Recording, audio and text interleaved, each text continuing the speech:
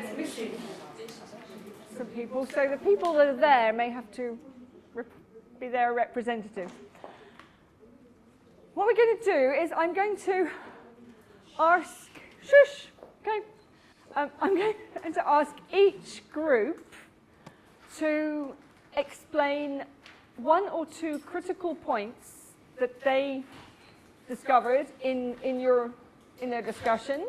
So just one or two really important points that came out of your discussions, and any points that you found difficult to address in these discussions. And we've got about 2 to 3 minutes each. I believe we may have a slightly longer item coming from this group, but we'll deal with it. We'll let you do it. So, okay. In fact, I wonder whether you ladies would like to start. Would you like to start? We'd like to start. Okay. So, just so everybody knows, the groups on this side of the room were asked to look at the blocking of a website. So they were asked to pretend that they were government, and the movie studios were coming to them, asking them to block a website that had pirated movies on it. But we also knew that this website might have some legitimate content on it. And as the representatives of the government, they were asked to consider what the issues should be and what questions they should ask. So that's that side of the room, the two groups. The two groups on this side of the room were asked to imagine that you are the French government in this week, in the wake of the very nasty attacks, terrorist attacks last week, and your security services are asking for more online surveillance. So what I would like to do then is, these ladies look ready. I'm going to ask you to give your response to your security services. Okay, you have a start. Yes, I shall start. Maybe my colleagues go but first of all, we'd like to mention that all our actions are due to the International Covenant on Civil and Political Rights, especially Article 2, which states that each state undertakes to respect and to ensure all individuals within its territory and subject to its jurisdiction the rights recognized in the Covenant without distinction of any kind. We are trying not to limit anyhow any rights here, but in the situation of emergency or as we face the effects of terrorist attacks, in the emergency state, terrorist alert. First of all, we take steps in organizing creating the intelligence service, which will act in the temporary document, which will regulate all the internet services and processes temporary due to the situation which we have in the country. And this service widens all its competence within the security questions and security services. So first of all, the internet surveillance should broaden its keywords, which concerns the questions of terrorism, any attacks, they will broaden it. To react on the keywords which circulate in the center of any internet topics. The second point is that we should broaden our collaboration with other states, international,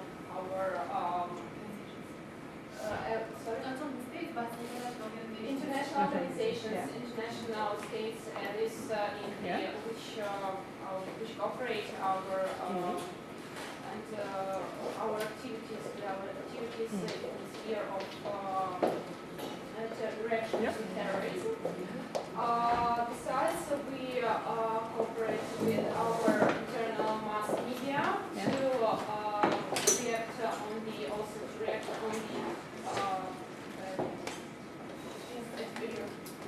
expression of any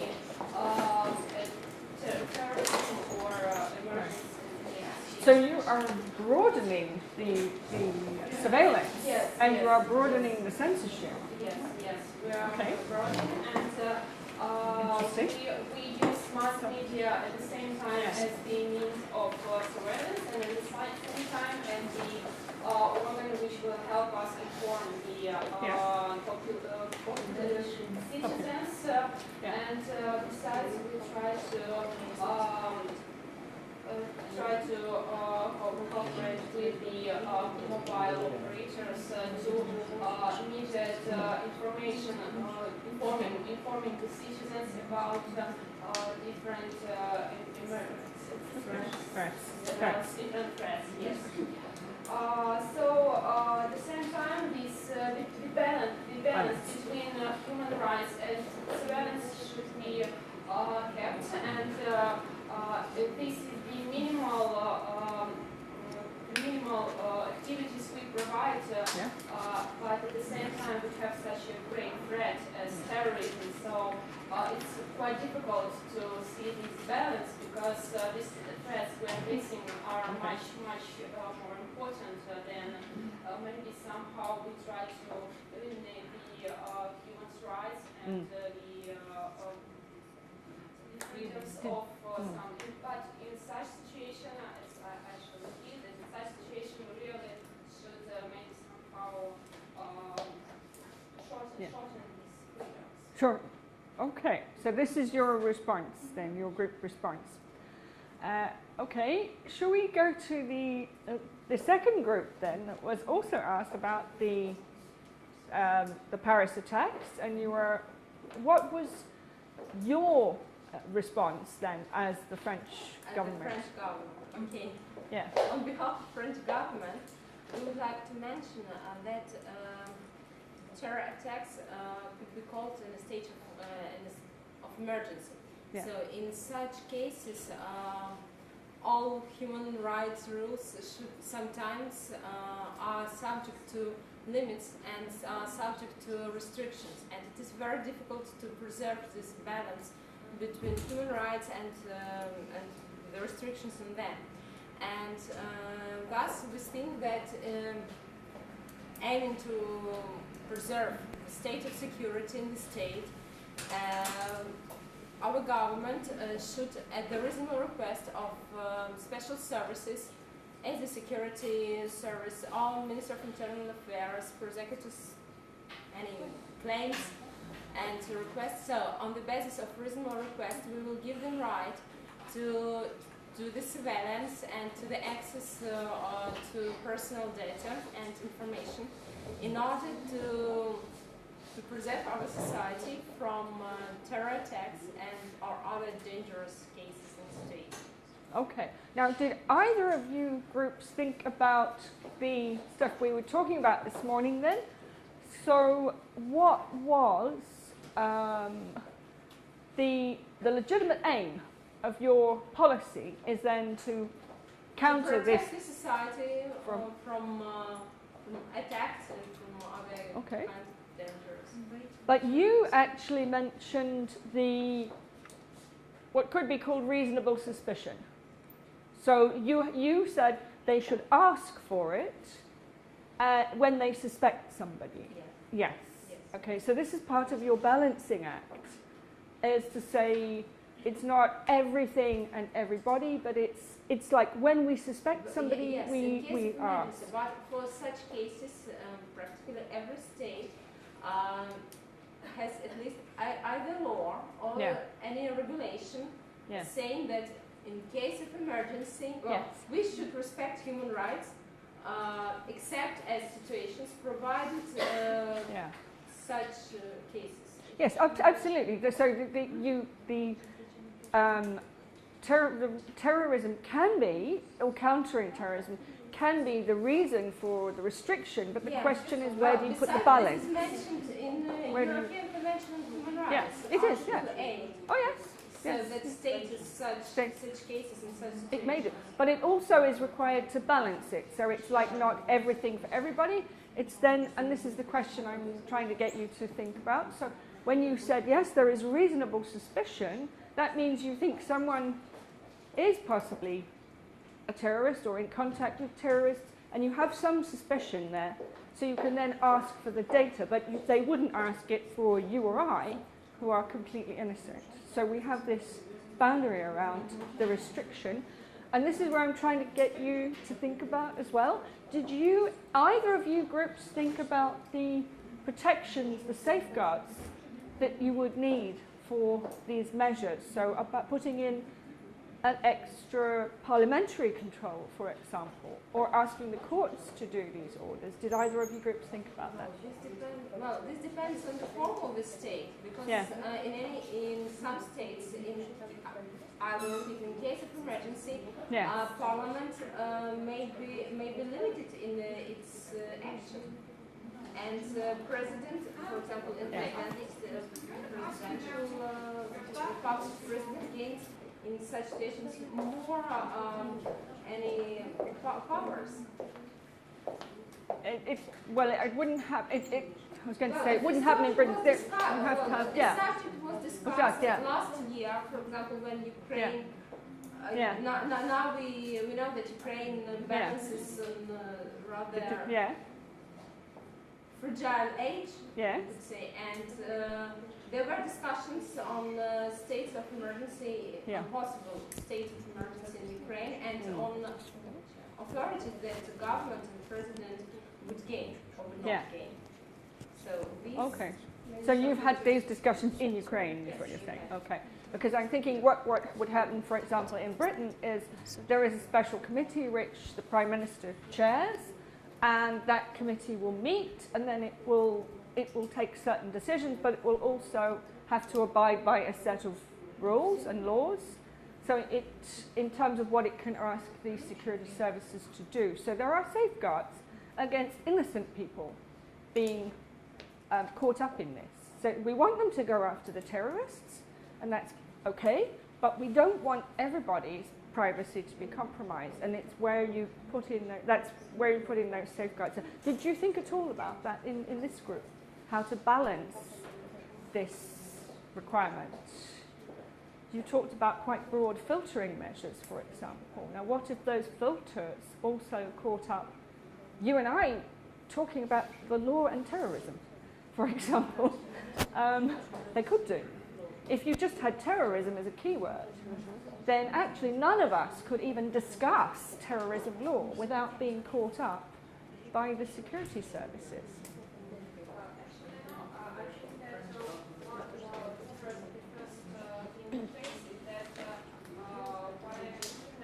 Yeah.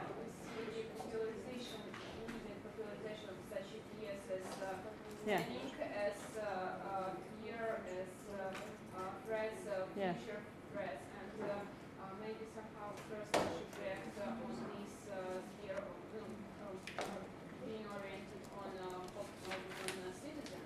Yeah. The second time among these discussions, we should filter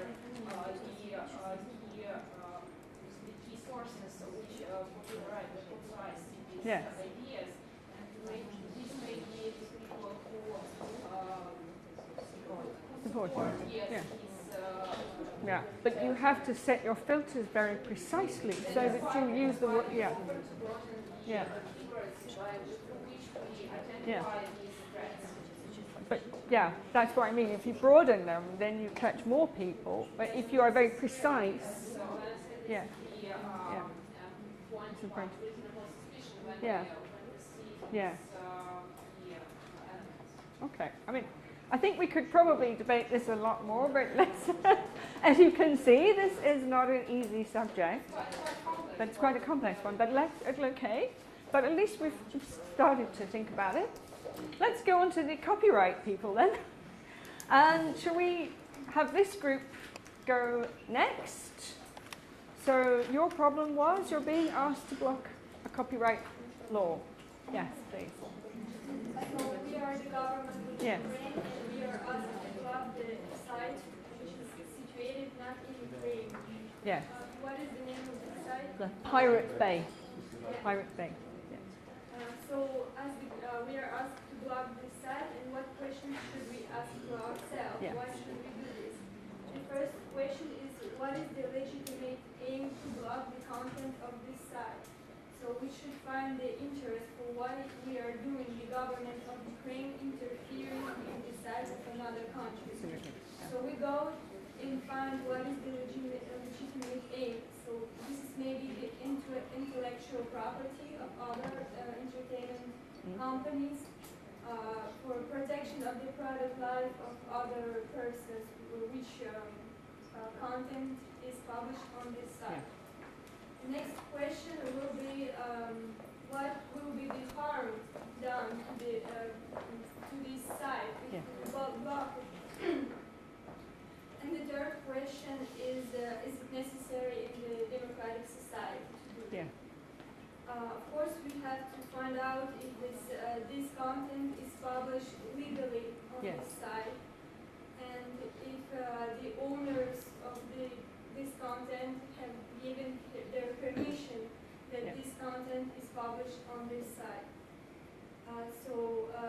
The first way how we can deal with this problem is to ask the owner of the site to give us information which content is legally or illegally published there. Yeah.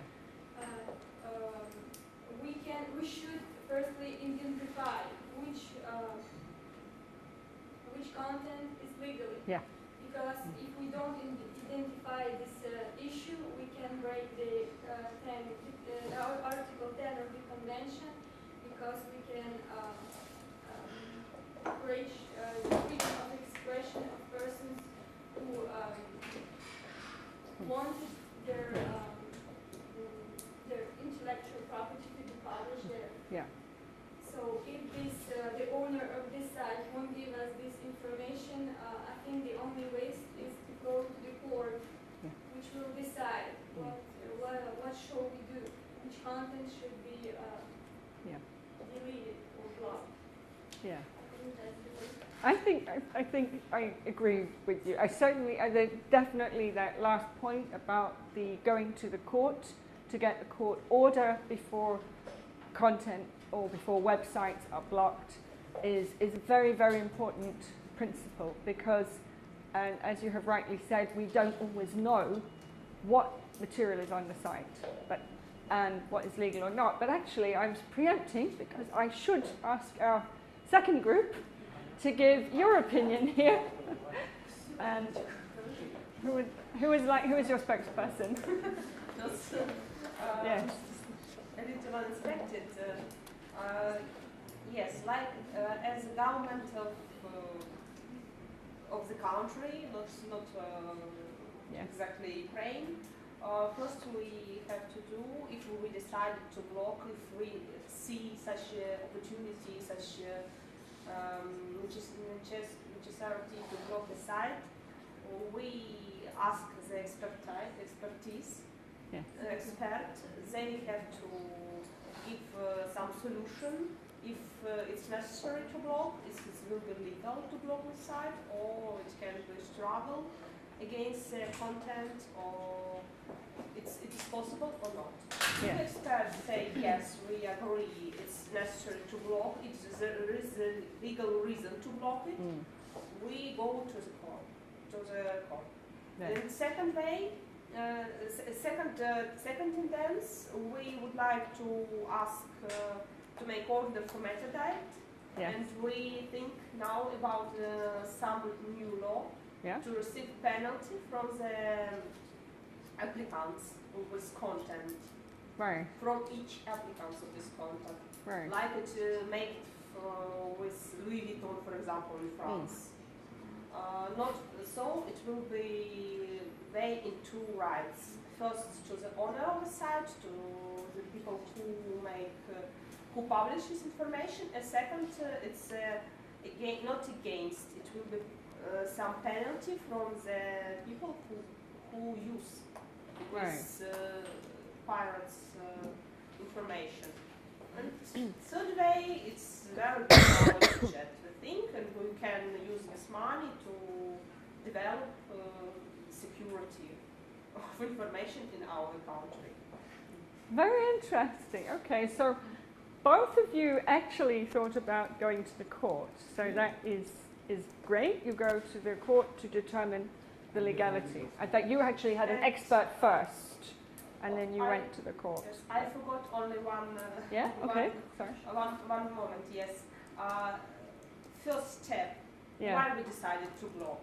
Yeah. I think it must be the request or from private person or from the company. Right. It's really not our decision. I came morning to my workplace and decided I want to block something. No. It must be, we must receive one request, it will be regulated by our law, or we receive some amount of requests for blocking for this site. Yeah, yeah, you would. I think you would. Normally, in those situations, there is a request. Sometimes the movie industries and the music companies, they do go directly to governments and ask for sites to be blocked, that is why I framed the question that way. So that would be a direct request from the industry. But you are right, I think, to say that it should be a court that decides. It shouldn't be the government just saying, oh, yeah, okay, you're such great industries, we'll of course do what you want. Because there are these other questions involved, and the big question that I think both of you raised was if there is legal content on that site. There is content that is not a pirated movie, that is somebody else's content. And that content must be protected. That is protecting the right to freedom of expression of those people. So that is very important, and that is why it should go to a court. So both of you said that. I thought your last point was interesting because you then want to fine the users who are downloading the stuff.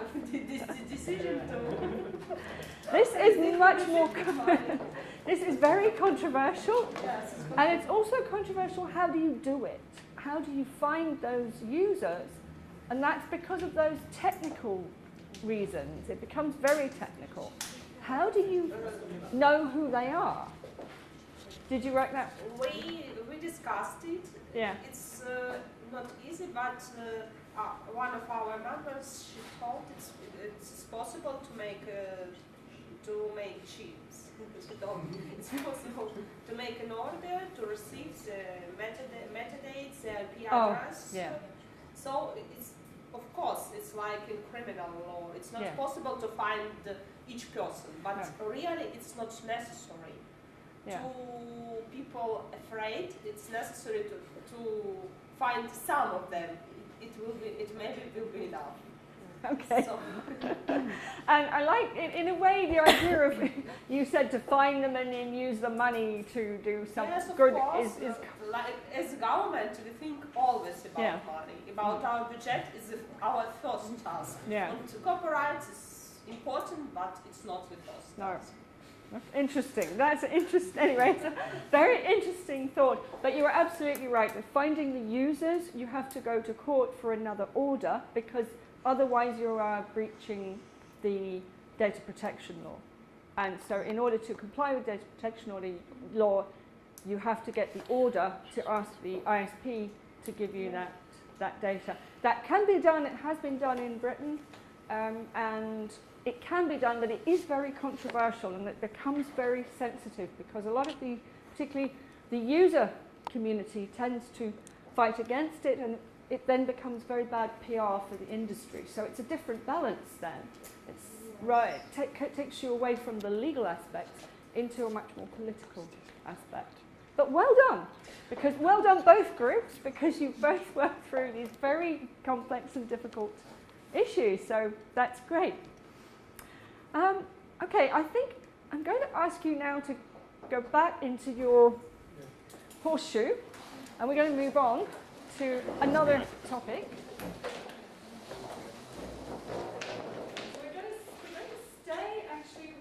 topic of blocking content and the right to freedom of expression.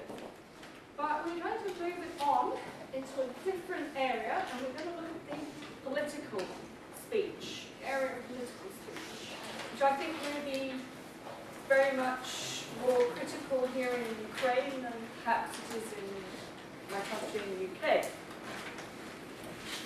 And I just want to think a little bit about what is the sort of political speech that people might want to block. You have a right to, the right to freedom of expression is a right to speak freely. So normally that is a right, we have a right to criticise our politicians. We have a right to criticise people in public life. And generally we have a right to speak our view about what people are doing, what other people are doing. So when might there be a reason why somebody wants to block that National speech? state. Sorry? National security. National, yeah. National security. So a security issue, terrorism, maybe? Or Maybe in terrorism, maybe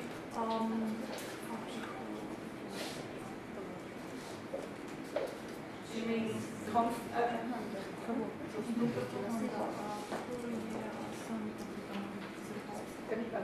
kamikaze, for example. sorry? Like kamikaze, for example. Terrorism like kamikaze and Oh, the suicide. Yeah, that's you mean suicide bombing. Yeah, absolutely. So some kind of terrorist attack, bombing, bomb threats. Yeah. Okay. So that's one. Yeah. Maybe when the politicians are speaking about those things which do not coincide with the political Yeah. they can In some countries, that would be the case. Now that is, yeah, okay. There are some regimes that do this. The one that springs to mind is Turkey at the moment. They are blocking quite a lot of content for political reasons. I guess the other one is Russia. Quite, you will know. I don't think, I want to hear from you about that issue.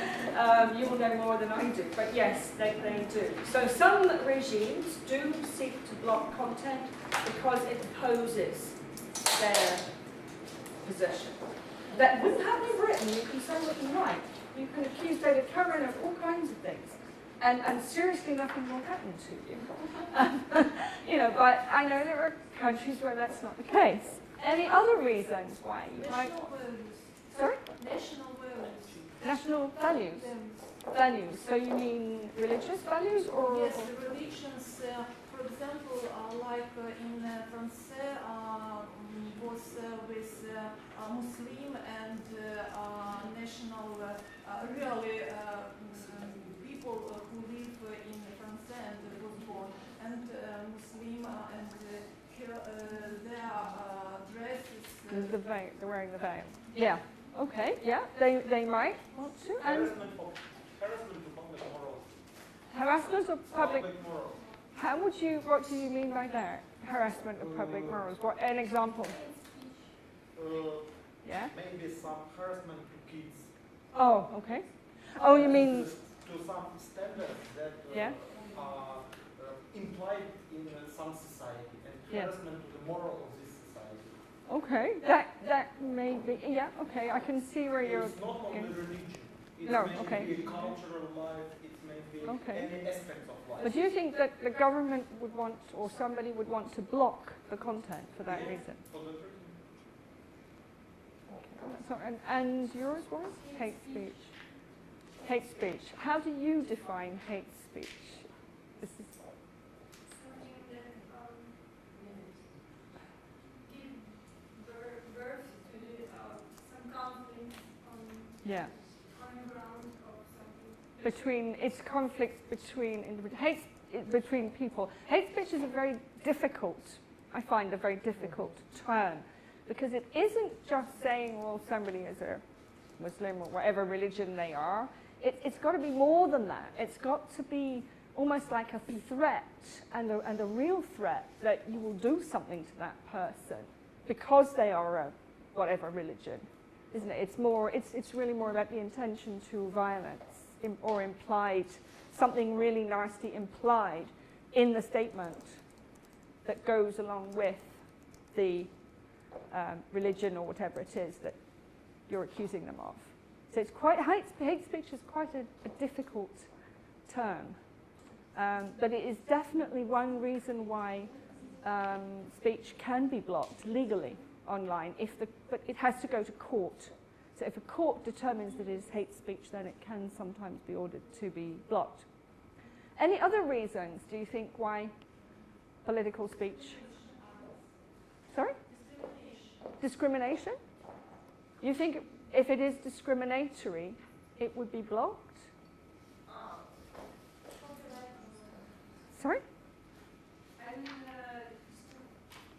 yes, it's like national hate about special information.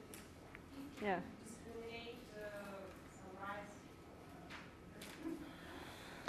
Okay, it's really, you can see it's getting really difficult to say what should be blocked. Sorry? And who should decide? This is exactly the problem. And who should decide? But who, can you answer the question yourself? Who should decide? It's difficult. Because Yeah. For some people, it may be discrimination. For others, it Exactly. may not be. Mm. So maybe the society. Maybe the courts? Is it Courts. maybe? In my opinion, the courts should, and the court, What is not wanted? if the court, I can't do much of it. I know courts are not perfect, but most of these decisions in a democratic society, these decisions would go to the courts. And there are some examples from the European Court of Justice where this has happened. And for example, one case where somebody was extremely rude about a person, a politician. I think it was actually a local council politician. And somebody in the town posted something on a website that was extremely rude. I believe it was more than just sort of criticizing them. It was more like saying a criticism, and therefore I would like to slit his throat or something. It was very, very nasty stuff. But it was very, very critical. But in the end, the court said that this criticism was okay because this person was in public life, and there is a different standard for people who are in public life as opposed to just an ordinary person. So if that person had just been criticizing you or I, there would have been a different standard. Perhaps it might have been declared to be not okay, but because that person was a politician and it was in the public interest for his work to be criticized, this posting was all right. I'll have to check exactly what it was that they said, but it was extremely nasty, which was why it went to the court, for the court to decide. That was, for those who are lawyers, it was Renault versus Belgium. Yeah. Do you remember, André, what it was he actually said in that case? Renault case, yeah. In Renault case, it was position that internet is something different from a regular media, like TV or radio. Oh, did they say that too? Okay, yeah. And that's why for internet we need to check different consequences of the Yeah. blocking. You mean the Renault case in USA? The Renault versus Belgium it was. Yes. This was this, yeah. It was, Somebody posted something on a website about a local politician, and it was extremely nasty. yeah, And the person, European Court of Human Rights stressed in different Yeah. different cases that political speech should be more not such restricted as commercial, for example, speech. Yeah. And for politicians, it's their task to be public and to present opinion. So Yeah. in different situations, we just need to evaluate different consequences of such speech. And especially for politicians, it's their responsibility to be more accurate, more tolerant, because their speech is more aggressive and have more influence on the public. So we Yeah. need to have a balance. This is right. Sorry. Yeah. Is it the case when they opened the declaration? No? The declaration of the director of... I'm not sure if it was that one. This was, I think this was just a case where somebody had posted something on their own website that was critical of a politician. And we can check if you're interested, and we'll check and come back to you on that one. But that was basically the issue, so yes. Yeah. Yes, absolutely. Oh, absolutely. So, the question from my Yeah. opinion is what are the criteria used by the court in the cases like this? Yeah. What are the criteria for the decisions the of criteria. The court? I think, Because they are yeah. absolutely controversial. It is, absolutely. But they will be different in each case. But what the court does say is that political speech generally deserves a high level of protection. But it also says that the politicians, because they are in public life, perhaps can take stronger criticism as well. A stronger level of criticism than perhaps somebody else would. Because they are in public life, they're putting themselves out there. There is a public interest in what they are saying, and there's a potential for what they say to influence. So we may also be stronger in our criticism of them. So it looks then at the balance of the context of where the speech is being made and who it's about, and then makes a decision. Now this is of course in the European Court of Human Rights. It's different if you're in Turkey, where the regime is very much blocking anybody that opposes, I think, or a lot of opposition speech is being blocked. Yeah. Oh, you have it. Yeah. Thank you. The European Court says that freedom those members of elected representatives in a context of political opposition to use virulent political remarks about political leaders concerning a matter of general interest. It was debate between an association and municipal council about urban planning. Yeah. So any written or verbal exaggeration concerning the subject can be tolerated. Yeah. So the criminal conviction of a webmaster who publicly insulted a manager on account of remarks published on the website of an association chaired by the webmaster was regarded as excessive. It was regarded as okay. I thought he got away with it actually, but yeah, I didn't want to use the word virulent because I wasn't sure whether people would understand it. They literally meant quite nasty comments in this. Oh, so he didn't get. The court went the other way and said he shouldn't have said it. Did they? I thought, for some reason I thought, okay. So you can see how difficult this balance is when you're in a democratic society. It's how far can people be allowed to express opposition to politicians, and what kind of opposition is acceptable, and what kind of opposition is perhaps not acceptable.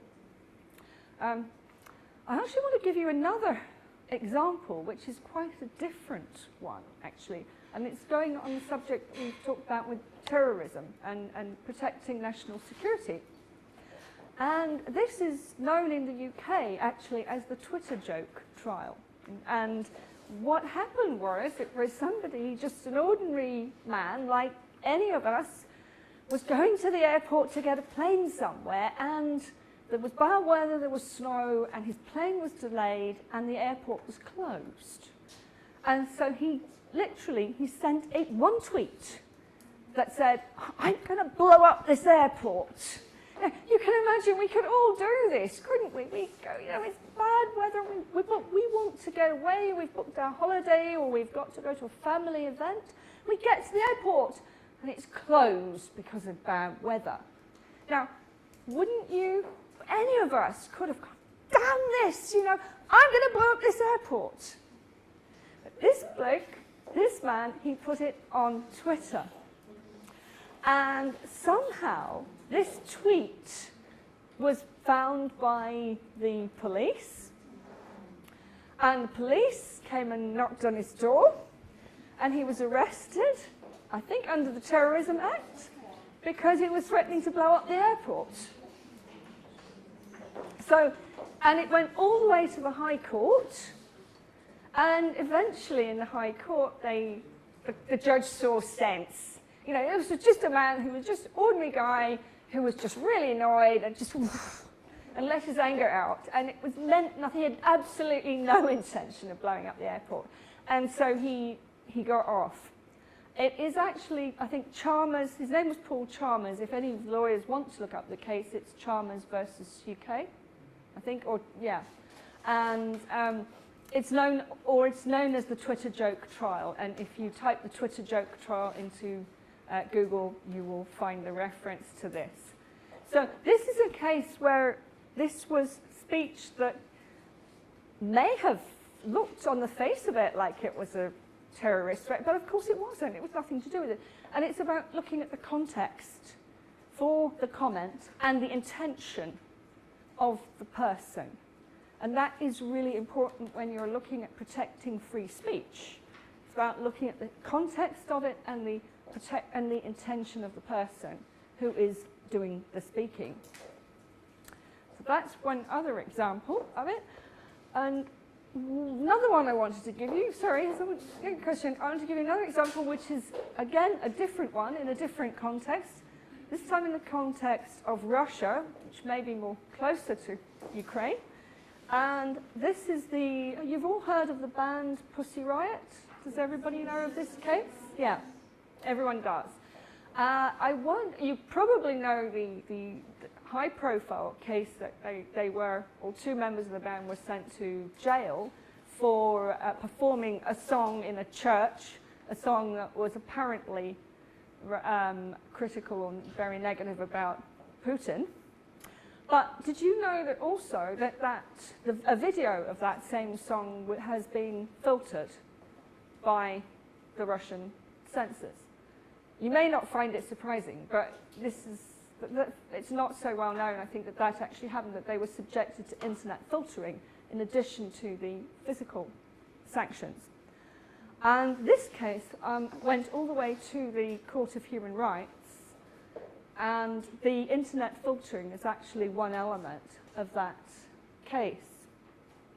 I think the Court of Human Rights has sent it back to Russia, which is a bit of a shame, instead of actually making a decision on this. But I still want to raise that point. I mean, should music that is critical of policy or politicians or governments, should that be filtered? Does anyone have an opinion? I mean, what is that an appropriate response to a song? In the UK, there is no way a song like that would have been. I mean, it doesn't matter how, the words to it, okay, they're a bit weird, actually, but that song would be fine. It wouldn't be banned, and it certainly wouldn't be filtered. So you have that is a freedom of expression issue. If you should be allowed, in whatever way, whatever method you use, you want to criticize the government, that's okay. So these are the freedom of expression issues as they come out online on the internet. And so have I got any other cases? What I would like to do is just to ask, before we go and do an simulation exercise, I would like to ask you now to do some talking and inform me. Because a few of you have mentioned the matter of propaganda in Ukraine, yes, and how that functions. Could some of you explain what the problem is in context of the internet? Would you like to say something? So our country is under the attack from the Russian Federation. Yeah. Yeah. Our making also is scaled, high-scaled information war, right, as we call it, and in Russian Federation this term exists also. So, and we are under a very huge propaganda campaign. Yeah. That is destabilizing the situation in our country. Right. And that is shaping public opinion not only inside our country but in Russian Federation and other countries. Russian Federation has a number of different media channels, online resources to spread its messages to different target audiences. And so the problem is to how to protect ourselves, our national security, and to counter this untruthful massively untruthful messages about the events in Ukraine. Okay, and so they are using, in this information war, the techniques that they are using. So I think they are using websites or social media, or what exactly are they doing? Everything?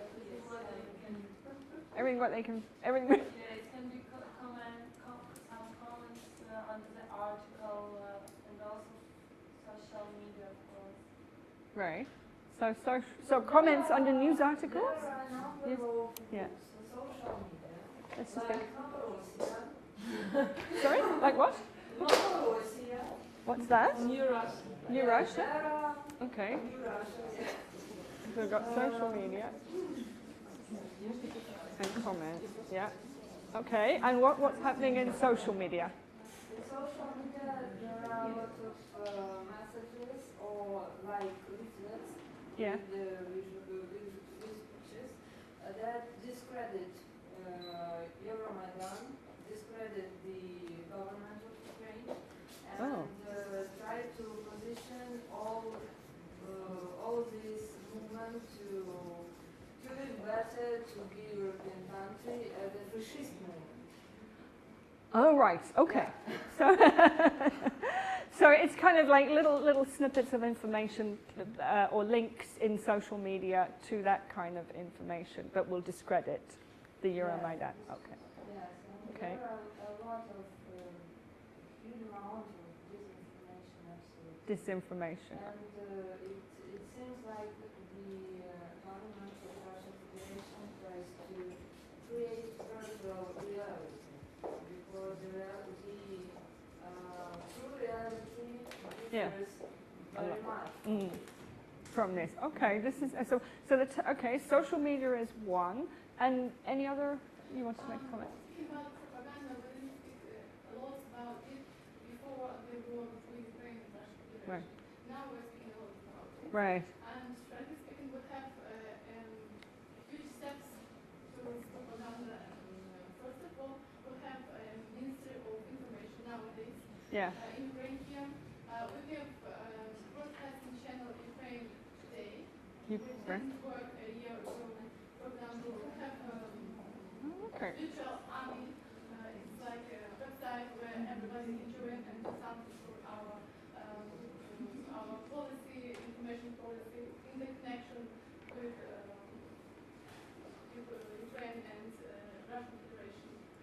So we have a lot of steps nowadays speaking about. But very important that we don't try to make our own propaganda. We just trying to show that this information is untruthful and it's fake, right? That information is Russian.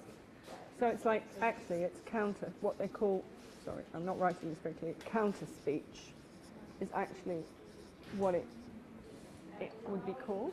Yeah? Social media, yeah? Mm-hmm.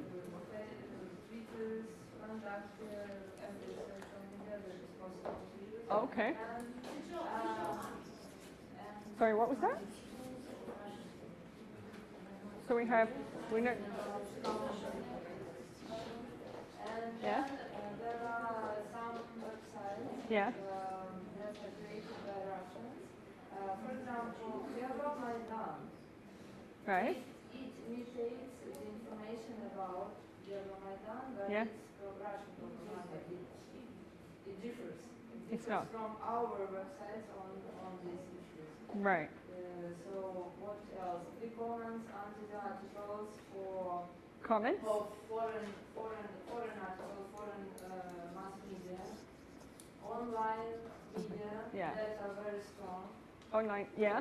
Very popular. Yeah. Online versions of traditional media. Of traditional media, yeah. Like First Channel, Yeah. Russia 24, or Russia Today, Russia, yeah. Sputnik, etc., etc. Yeah, so it is. So it's national TV channels. So the Russian messages are only present in internet, And, yeah. information studies. So, in film as well.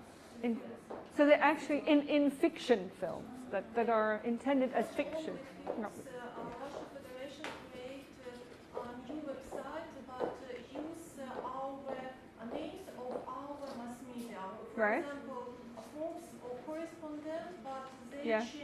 they create miracle of websites of Ukrainian websites. They Yeah. create miracle, and here we can see propaganda, only propaganda, and only bad information about our government, about our president, and so media they use of Russian Federation just often, Yeah. and many websites, maybe every day, maybe several websites in the week, and now.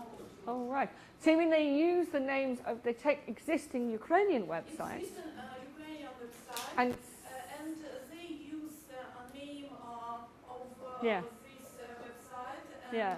create their product, their Yes. information. And in Google you can find first of all Russian, yeah. and then our Ukrainian media.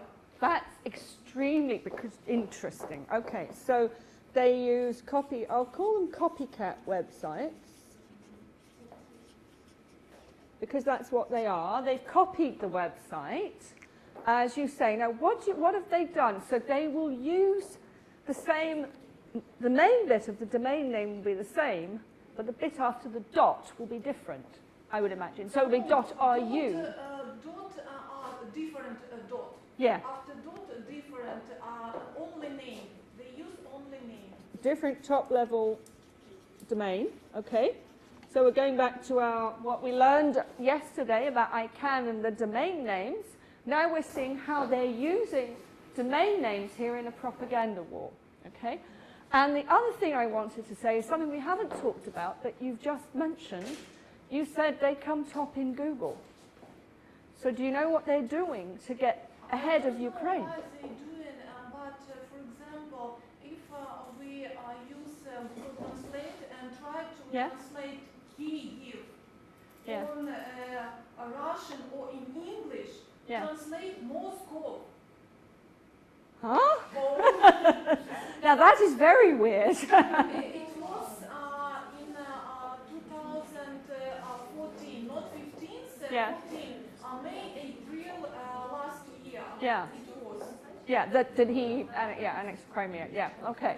So what I was going to say was, did you know what he will be doing is they are using what is known as search engine optimization.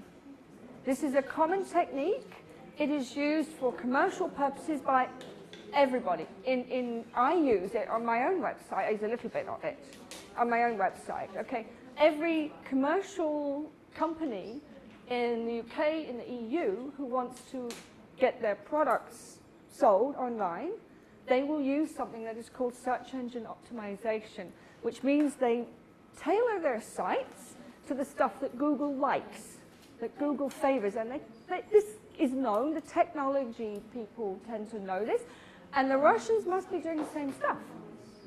That is really interesting, what you say. So I'm going to put this down here. So what they're also doing is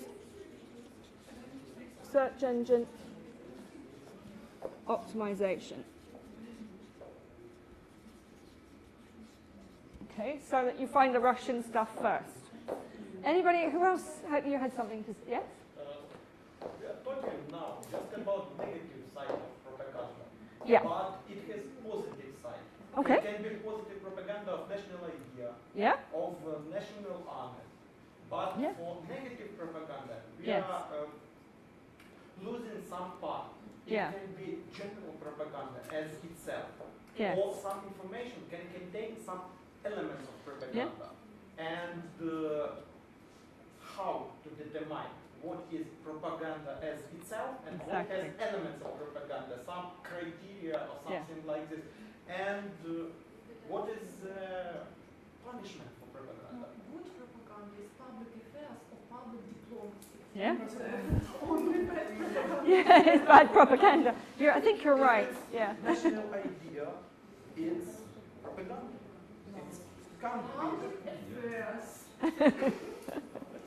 No, you have a really good point that there is, if we like it, it is public affairs. From a company's point of view, if it's a company, if it's Google itself, even as a company, or anything of any company you would like to mention, it will be public affairs.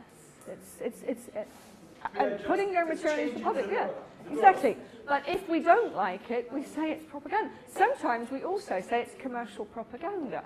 So if BMW says they make the most fantastic cars, you know, and they're you might say that's public affairs, you might say that's propaganda for their cars. But that is being a little bit more subtle here. So yes, you're absolutely right. I wanted to just pick up on, because you mentioned Russia Today. Russia Today. Russia Today is the international channel, isn't it, of Russia? So it's the channel that Russia uses to talk to the English-speaking world. And so it's the. Is it in 4 languages? Is it, okay, but Many languages. Russia Today on many languages, not only is it? English. Is it? They use 5 or 9 languages, and Do they? decided to develop this direction and change their policy about how better propaganda Russia and how better Russia today have to work in outside worlds, and that's why they decided to use many languages, and so they can better understand and better explain their mind thinking, or their or their policy, their thinking, Are we speaking about Russian propaganda, Ukrainian propaganda, or propaganda in general? I'm trying to understand the problem from the Ukrainian perspective. Because Ukraine seems to be, some of you are complaining about, or talking about the Russian propaganda as a particular problem. It is a stronger problem here in Ukraine than it would be in the UK. For example, I have watched Russia Today in the UK, just once or twice. I don't watch it a lot, but I know what it is. It is in English. It is clearly the Russian state television. I also know some neighbors who, for some reason, apparently Russia Today is also on our satellite channels and our TV packages. So they said they were watching Russia Today. For some reason, they found it better. This is interesting than the BBC. Now, because I was going to put the question to you, which is, okay, Russia Today is the Russian state TV channel. It's the way the state communicates with the international community. And that would be why it chooses these different languages to communicate in. The BBC does exactly the same. BBC has the World Service, and the World Service communicates in a whole range of languages, including Farsi and Arabic and probably Russian actually as well. So the BBC, but the BBC is not considered propaganda. It's a public broadcaster. But the Russia Today is propaganda. Deutsche Welle does exactly the same. Yeah, it's the same. No. Is in the nature of the, yeah. Yeah. Yeah. Okay.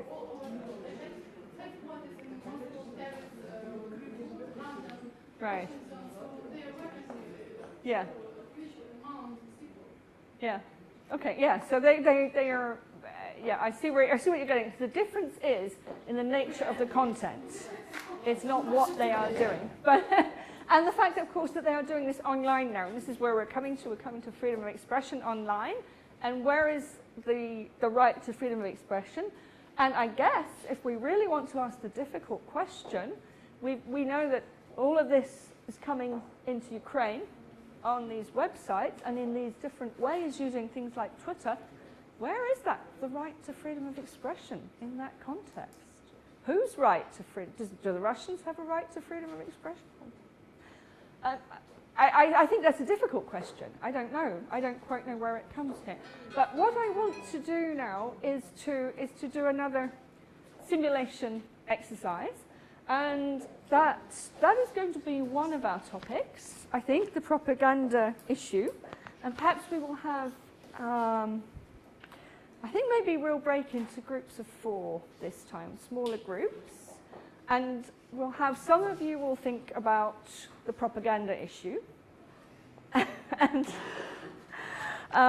we will have, some of you will think about the whole issue of terrorism and extremism and where the line is drawn. What is freedom of expression and what is not is really what I want to you to sort of examine. And we will have some of you doing a scenario where there is a politician being criticized.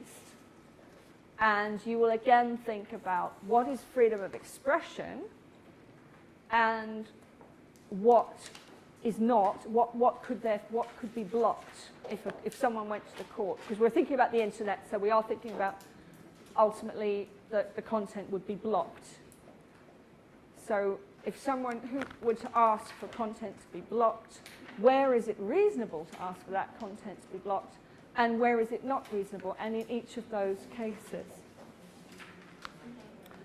So shall we, Andrea, are you going to be part of this, or do you want to be a participant? So we'll have you 4, and you can look at the terrorism and extremism, okay? So in what cases is it reasonable to block, and in what cases is it not, okay? You then can look at the politicians' speech. The politicians are speaking, and if somebody were to complain about a politician, or if somebody, or if somebody was speaking and criticizing a politician, then under what circumstances could the politician actually be blocked? And what circumstances is it okay? Where is this line? There is a line somewhere between what you can and can't do. And you can think the next 4, or do you want, you've got 2 4s, you go there. You can think about propaganda. The whole question of propaganda. Is there ever a case for blocking this propaganda? And is that an infringement of anybody's freedom of information? Okay, would you like to start with your comments? And remind us which topic? We were dealing with the issue of propaganda and whether it can be blocked and in which cases it can be blocked. Yeah. We decide that there are several cases in which propaganda can be blocked. First of all, we need to determine whether propaganda is in conformity with the state's legislation. Right. So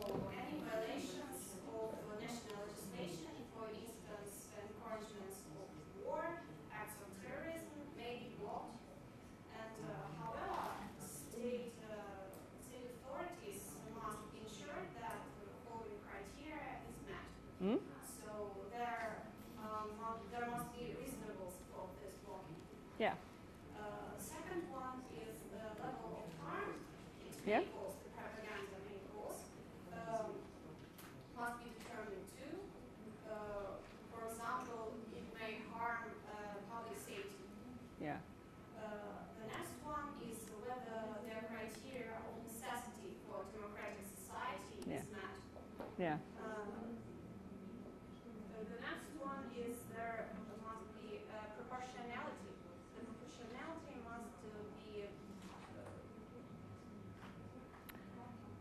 proportional to the harm. And the measure must be proportional. Yeah. And the last one, we think it may be blocked by a court decision. So if court decides must be law that must be court decision. Yeah. In democratic society, of course. Yeah, absolutely. No, that sounds great. And yeah, I see you're actually using very similar criteria to what might be with hate speech or something similar. The incitement to violence is similar. Yeah. Okay. We decided to deal with general issues. Yes. Propaganda, not only a national security issue. Yeah. Yeah. Okay. No, I think that's very good way of looking at it. Who wants to go next then? Which group will go? Which group will go next? What about you up in the corner there? This group. Remind us which. You have a new speaker. Okay. Remind us which topic you were doing. Terrorism.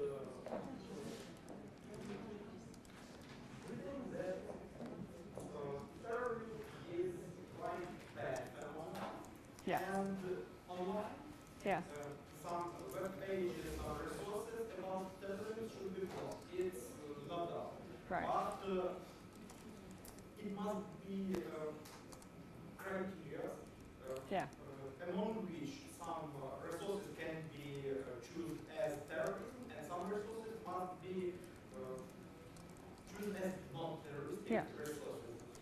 But in case when some resources can be chosen as terrorism or not terrorism, its decision must be made in the side of terrorism because it's less damage to society. If we use more strict regulation, then we don't use such regulation for such resources, which says that we should use some terroristic action. Interesting. Okay. So, thank you very much. We shall now move on to the next group. Shall we now move on to this group here and remind us which topic you were looking at? So our topic was also about propaganda, but we looked at it something from another side.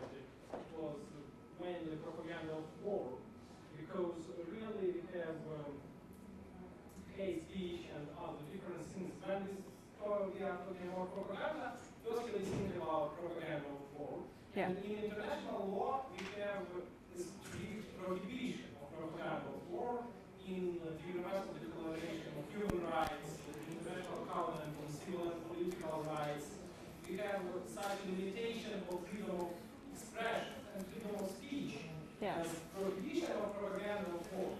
So it is legitimate, and in national criminal law we may foresee a punishment to a person for propaganda of war. But we consider that blocking a website or blocking any other way of information spreading is not the best way. We have to fight against propaganda by our own propaganda. For example, in Ukraine we have a special website, Stop Fake, which gives an example that Russian propaganda, that Russians information or Russians vision of the situation is not correct. Right. And in many cases it's just fake. So in our understanding, blocking is not relevant in this case, because if you block one website, it means that the second or the third website can be construed, created, produced, and information will be spreading the same way. So, individual punishment, you see, in criminal law, we have to find a person who provides propaganda.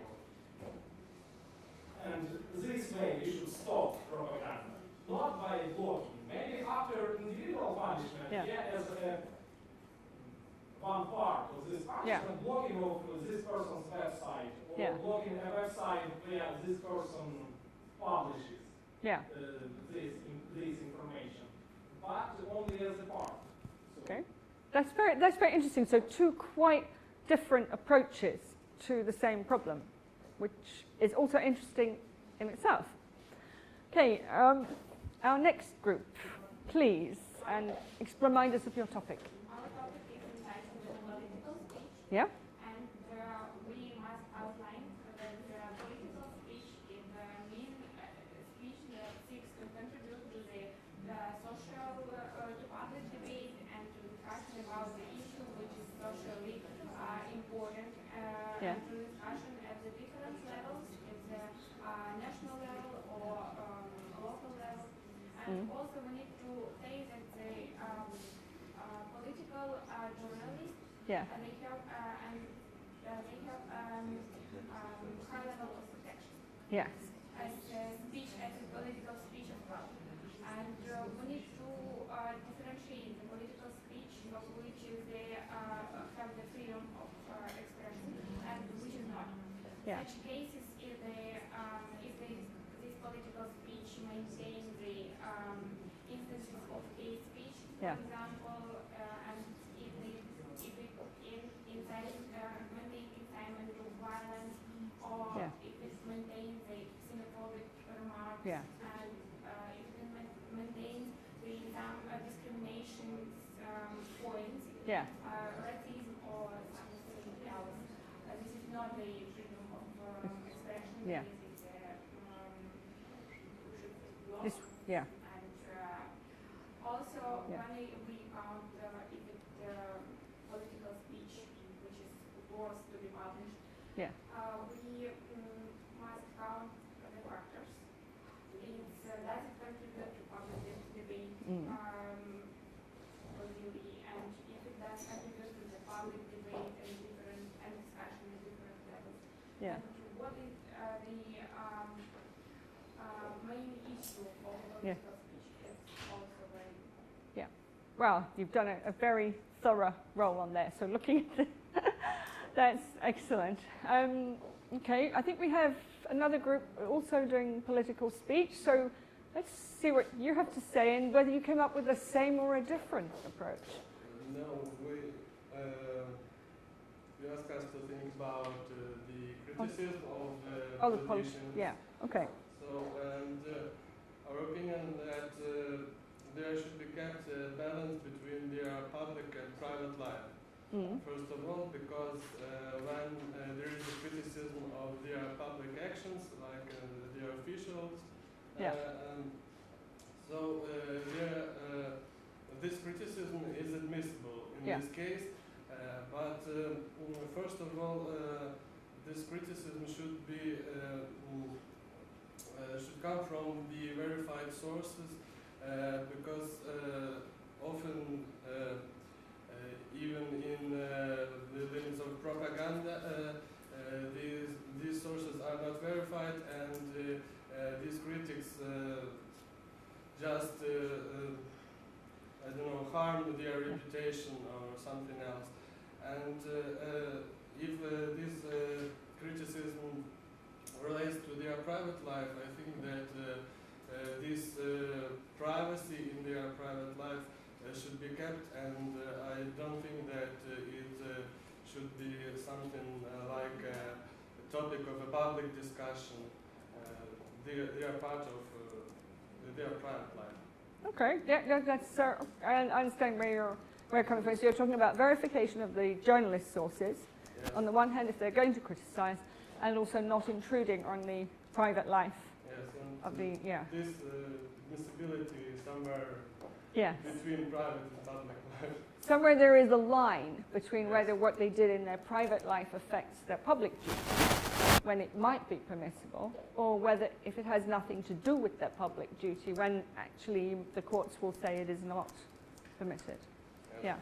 Okay. So who do we have left? We have two groups here. So should we go with this group first?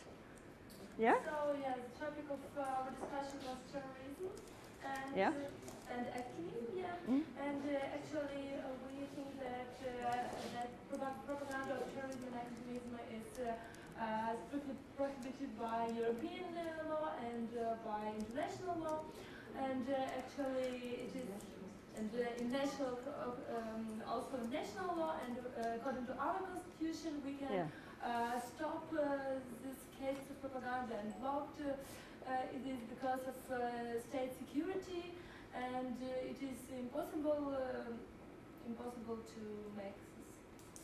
Interesting. And also, according to transnational Convention of Transnational Transborder Television, transborder television and radio broadcasting, it is impossible to transmit information, for example, Russian propaganda, and we don't shoot to show Russian channel in Ukraine which propagate like Russian. Which shows the Russian propaganda. Oh, so that's okay. So that's interesting. So you're saying that certain types of propaganda, if it's propaganda from say ISIS, let's say it's ISIS, to make it a little bit easier to understand the problem, because I think all countries think that ISIS is sending out effectively what is propaganda to recruit and to support their cause, and I know in Britain that is one of the things that the police and the government are quite worried about. So if it was something like that, it was ISIS and it was incitement to war or to violence, you would say that the Ukrainian law already exists to order that to be blocked online. Because we are talking about blocking online. So Ukrainian law would actually allow that to happen. Is that what you're saying? Yeah, okay. Same about Moldova. Is it? Yeah, yeah, definitely. Because we have the same, absolutely the same issues. And we should. Okay. And so finally, this group, you were also looking at extremism and terrorism. So what was your approach? Yes, I would say it's a very hard task because we try to work out a set of criteria to monitor the content that can be threatening. Yeah. But there are some points that are not absolutely suspicious. Yeah. So we define the following points: appeals to the violence, to overthrow the government, and appeals to separatism like ETA. Okay. So ETA. In Spain. Yeah. Second point is radical statements to destabilize the situation. It's just like propaganda of ideas and values that are not acceptable in the society. For example, jihad or revenge for something. Yeah. The next point is promoting superiority of one religion over others, or one ethnic group over other group. Yeah.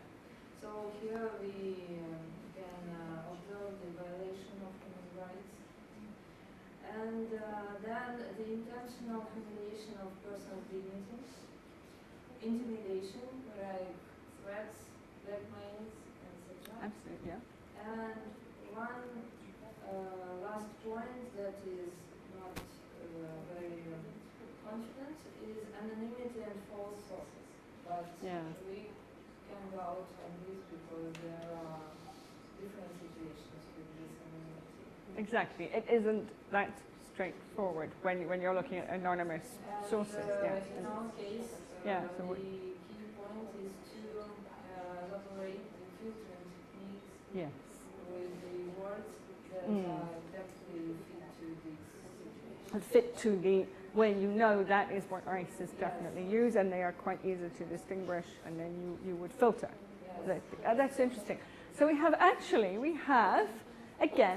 two quite different approaches to the same problem. Because one is a very legal approach, which says this is what the law says, and the law and we can do it. But you have actually kind of dived deeper into it, and to identify the criteria for deciding whether or not the material is terrorist or extremist. And I think that's really interesting. Actually, the two together are probably what you need to do, because you need you need to cooperate and you've actually gone as far as to start thinking about what the filtering. If you're going to filter this content, what it should do and how it should do it to protect human rights. So I think that's great. as well, that you've gone to that level and understood how the technology relates to the problem, or how the technology would be used, and the human rights compliant way to use that technology. So this is great. So I think overall we've had a really great discussion. We've had some really fantastic ideas coming from you. And as I say, some quite different approaches, but actually all very complementary. I think, again, here we had a legal approach, and we had a more considered approach about the problem. So, which again would complement each other very nicely if you were working together. You've all come up with these ideas yourselves. I hope you all start to understand now how difficult some of these problems are, and how difficult it is when you start to bring in the technology as well. That was the aim of it. If you have any questions or want to know anything further, if any of you want any of the case references for the court cases, come and ask me. But for the moment, we have a coffee break. Yeah, we have